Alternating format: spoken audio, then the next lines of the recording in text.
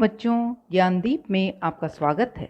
आज हम पढ़ेंगे विभू काका, जिसके लेखक हैं हिमांशु जोशी।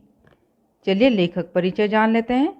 हिमांशु जोशी का जन्म मई 1935 में उत्तराखंड में हुआ था। पत्रकार तथा कथाकार के रूप में इन्होंने बहुत प्रसिद्धि पाई। स्वभाव से यात्रा प्रेमी जोशी जी ने अनेक यात्रा वर्णन लिखे।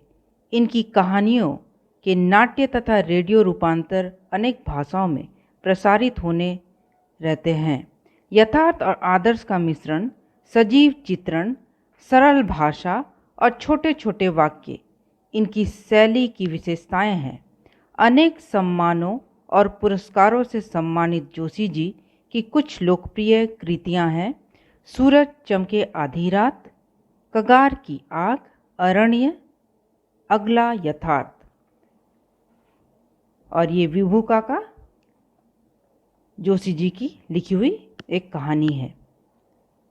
इसमें विभू काका के बारे में बताया गया है, जो विदेश से कृषि विज्ञान की पढ़ाई करके आए थे, लेकिन वे विदेश में ही रह नहीं गए। वे अपने देश में आकर गांव में रहकर कृषि को किस प्रकार बढ़ाया जाए, गांव वासियों के साथ रहकर उन्हें उन्नति करना सिखाए कि खेती बाड़ी, घर बार किस प्रकार से हम साफ सुथरा रखें और किस प्रकार की खेती करें जिससे हमें ज़्यादा से ज़्यादा फ़ायदा हो।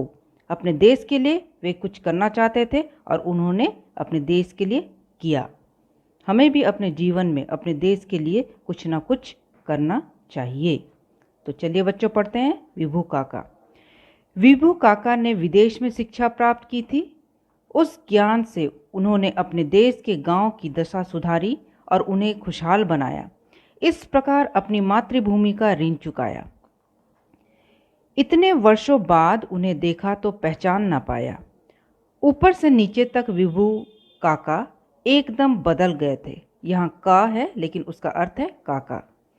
पहले कोट पैंट पहना करते थे, टाई लगाना भी नहीं भूलते थे, जूते भी चमचमाते हुए होते थे, किंतु अब विभू का कुछ दूसरे ही लगने लगे हैं।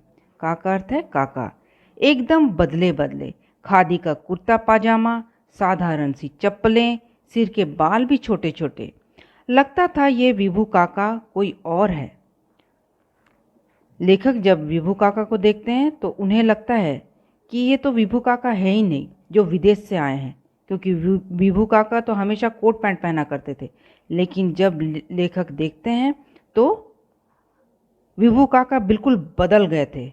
वे खादी का कुर्ता पजामा पहनते थे, साधारण सी चप्पलें, छोटे छोटे बाल, बिल्कुल साधारण रूप धारण करके वे गांव के लोगों की तरह ही हो गए थे। काका पहचाना नहीं? मैंने कहा ही था कि काका लिपट पड़े। अरे बिज्जू, तुझे नहीं पहचानूंगा। कब आया तू? आज अभी, मैंने हंसते हुए कहा। सामान कहाँ है? उन्होंने उत्सुकता से पूछा। यहाँ पे देखिए, सामान, इसका अर्थ है वस्तुएं, और एक समान, उसका अर्थ होता है बराबर। तो यहाँ जो सामान है वो वस्तु से रिलेटेड है। उन्होंने उत्सुकता से पूछा। उत्सुकता का अर्थ होता है बहुत ही ज़्यादा इच्छा और खुशी से पूछा। मैंने सामने रखे झोले की ओर इशारा किया तो वे चौंक पड़े। बिस्तर कुछ नहीं? आश्चर्य से उन्होंने पूछा। मैं हंस पड़ा। इतनी लंबी यात्रा में बिस्तर कहाँ कहाँ उठाता फिरता, इसी से काम चला लेता हूँ। वो जब काका पूछते हैं तुम्हारा बिस्तर कहाँ है, तुम कैसे आए और कहाँ है तुम्हारा सामान, तो वो बोलता बस इतना ही है। वो हंसने लगे तो बोलते, कहाँ यात्रा करते समय मैं इतना सामान ढोते फिरूं, थोड़ा सा सामान लेने से मुझे सुविधा होता है।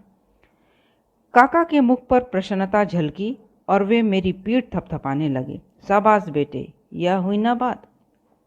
जब काका सुनते हैं थोड़े से सामान लेके सफ़र करना चाहिए तो वे खुश हो जाते हैं और उसका बिज्जू का पीठ थपथपाते हुए बोलते शाबाश, खुशी से। विभू काका मेरा सामान भीतर रखवाकर कहीं बाहर जाने लगे। घर के लोगों को जाते जाते यह हिदायत देना नहीं भूले कि विजय का ध्यान रखना, हिदायत, आदेश, निर्देश। विभू काका कहीं जा रहे थे काम से, लेकिन घर के लोगों को उन्होंने कहा कि विजय का ध्यान रखना। सचमुच मुझे कहीं कोई कष्ट अनुभव नहीं हुआ। मैं आश्चर्य से काका का यह अनोखा संसार देख रहा था। मैंने देखा दो दो ट्रैक्टर चल रहे थे। घर के पास ही पशुओं के बाड़े में दो गायें बैठी जुगाली कर रही थी। जब विजय काका के संसार को देखता है तो उसे बड़ा आश्चर्य होता है और वो देखकर बहुत खुश भी होता है। देखता है दो दो ट्रैक्टर चल रहे हैं खेत में, घर के बाहर पशुओं को बांधा गया है और जो खाने के बाद जुगाली कर रही थी। जुगाली का अर्थ होता है पशु जब खाना खा लेते हैं उसके बाद थोड़ा सा खाना को मुंह में रख के चबाते रहते हैं। सामने हरी हरी सब्जियों की बगीची थी और सामने जो था बगीचे में सब्जियां लगी हुई थी। दूर लहलहाते खेतों के उस पार बहुत बड़ा फलों का बगीचा था। काका का यह नंदनवन मुझे बड़ा लुभावना लगा। सारे लोग अपने अपने काम में जुटे थे। नंदनवन स्वर्गलोक का वन, बगीचा, स्वर्ग का बगीचा। जब विजय ने देखा कि चारों तरफ खेती बाड़ी सब्जियां लगी हुई हैं, खेत लहलहा रहे हैं, फलों का बागीचा है, तो उसे बहुत अच्छा लगा और वो देखकर बहुत खुश हो रहा था। सभी लोग अपने अपने काम में जुटे हुए थे, लगे हुए थे। जुटे थे मतलब लगे हुए थे। दोपहर तक विभू काका नहीं लौटे तो मुझे आश्चर्य हुआ।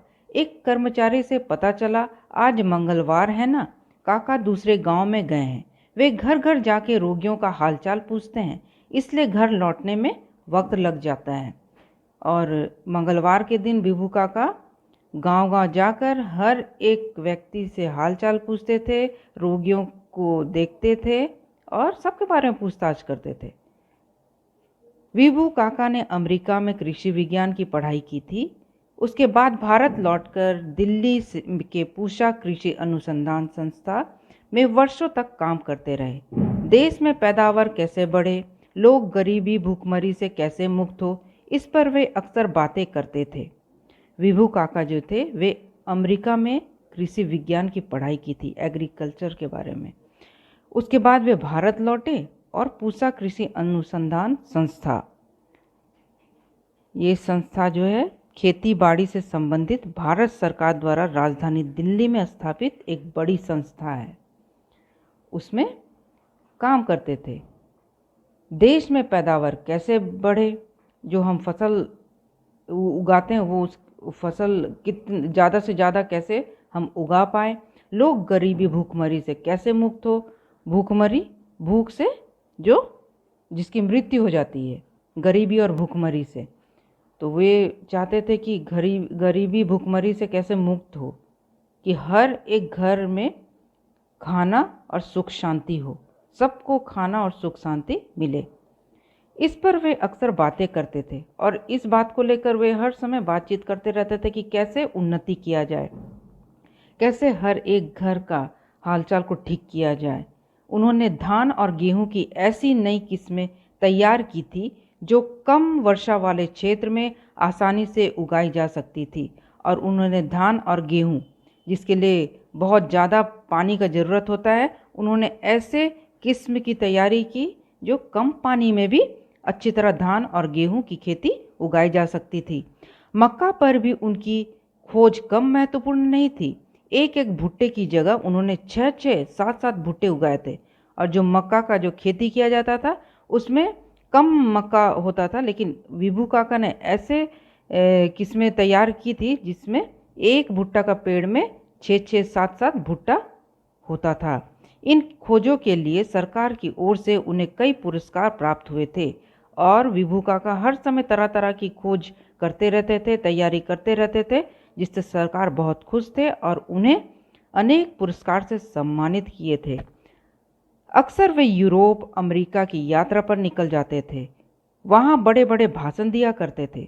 सफलता उनके कदम चूमती थी और वे हमेशा विदेश जाकर वहाँ भी अच्छी अच्छी बातें बताया करते थे, और वे एक सफल व्यक्ति थे। विदेश में बसने के लिए उन्हें वहाँ की सरकारों ने बड़े बड़े प्रलोभन भी दिए थे, किंतु काका को तो अपना देश ही प्यारा था। अपने ही देश के किसानों की सेवा करने की उन्होंने ठान ली थी। विभू काका इतना अच्छा काम करते थे कि विदेशी सरकार भी उन्हें बड़े बड़े प्रलोभन दिया करती थी कि तुम यहीं रह के हर कृषि अनुसंधान मतलब कृषि के क्षेत्र में तुम यहीं रहकर कार्य करो, जिससे उनकी फसल भी दिन दुगनी रात चौगनी तरक्की करे। लेकिन विभू काका जो है वो अपने देश के लिए कुछ करना चाहते थे। यहाँ प्रलोभन का अर्थ है लालच, लेकिन विभू काका अपने देश के लिए कुछ करना चाहते थे क्योंकि उनको अपने देश से प्यार था और वे इन प्रलोभन में नहीं पड़ते हैं, लालच में नहीं पड़ते हैं और अपने देश के लिए कुछ करते हैं। अपने ही देश के किसानों की सेवा करने की उन्होंने ठान ली थी। काका अब पूरी तरह बदल चुके थे, एकदम किसान बन गए थे और काका पूरी तरह बदल चुके थे। उन्हें देखकर सब सोचता ये किसान है, लेकिन वे एक अच्छे इंसान थे जो अपने देश के लिए, अपने गांव की उन्नति के लिए हमेशा कार्य करते रहते थे। तो बच्चों आज इतना ही, नेक्स्ट पार्ट में हम आगे पढ़ेंगे। Thank you.